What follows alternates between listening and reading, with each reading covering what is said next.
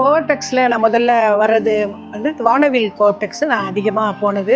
அதிகபட்சமாக எடுத்தது இந்த பெட்ஷீட்டுக்காக முதல்ல போயிட்டு இருந்தோம். அதுக்கப்புறம் ஒரு டீச்சராக ஒரு அப்பாயின்மெண்ட் ஆன 89, 90 காலகட்டத்திலேருந்து தில்லையாடி எழும்பூரில் வர ஆரம்பித்தோம்.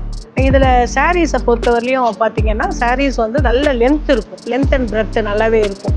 எந்த உடம்பு எப்படி சொல்கிறது, அது நல்லா ஸ்டவுட்டாக இருக்கிறவங்களாகட்டும், ஒல்லியாக இருக்கிறவங்களாகட்டும், எல்லாருக்குமே அந்த சாரீ வந்து நல்லா கம்ஃபர்டபுளாக கட்டுறதுக்கான ஒரு வாய்ப்பு இந்த புடவையில் மட்டும்தான். வேறு எந்த கடையில் எடுத்தாலும் அந்த ஒரு திருப்தி கிடைக்காது.